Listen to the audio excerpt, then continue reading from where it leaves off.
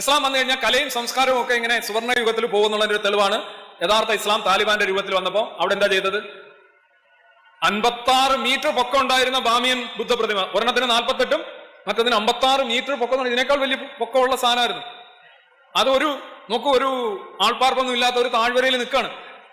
അവിടെ ഗൈഡ്സ് എല്ലാം വന്നിട്ട് ടൂറിസ്റ്റുകളെല്ലാം വന്നിട്ട് കാണുകയാണ്.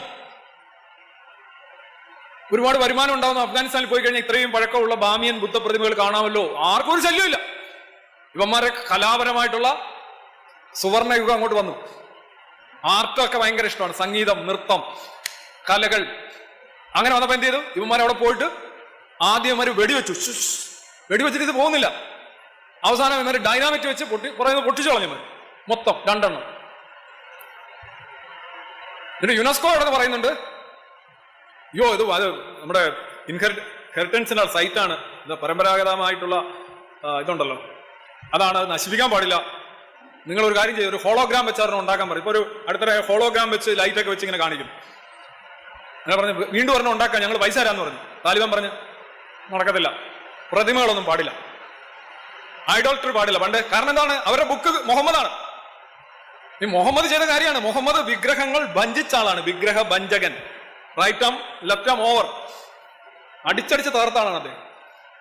ഒരെണ്ണം ഒഴിച്ച് ബാക്കി എല്ലാം തകർത്തു. അതുകൂടെ തകർത്തൂടെ എന്ന് ചോദിച്ചപ്പോൾ അതിൽ ഒരു ഫലമില്ല എന്ന് പറഞ്ഞ അദ്ദേഹം നിർത്തി. അതാണ് ഇവർ ചെയ്തത്. ഞങ്ങൾ മുഹമ്മദിന്റെ പാതയാണ് പിന്തുടരുന്നത്.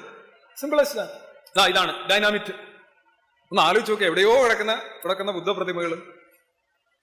ഇത് മാത്രമല്ല, അറിവ് പുസ്തകത്തിന്റെ കാര്യത്തിൽ നിങ്ങൾ സൗദി അറേബ്യയിലൊക്കെ ചെന്ന് കഴിഞ്ഞാൽ മറ്റു മതഗ്രന്ഥങ്ങളോ ഈ ബൈബിളോ ഒക്കെ കണ്ടു കഴിഞ്ഞാൽ അവന്മാരെ ഉടനെ പണ്ടേ പറഞ്ഞു വിടുമായിരുന്നു പറയുന്ന വെക്കും അല്ലേ?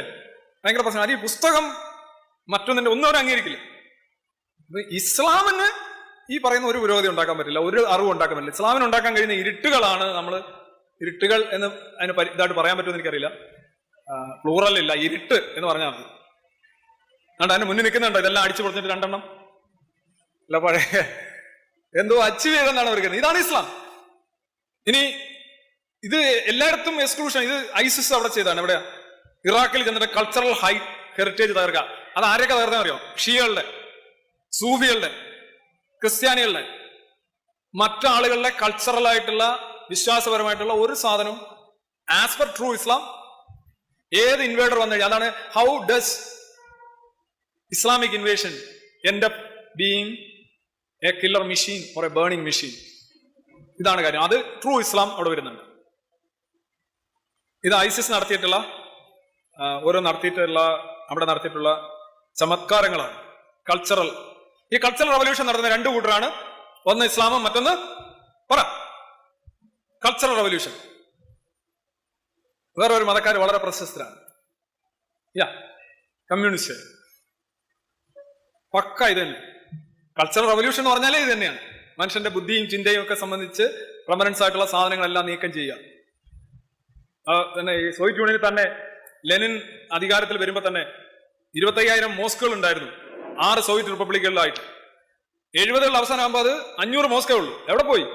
ആവിയായിട്ട് പോയി.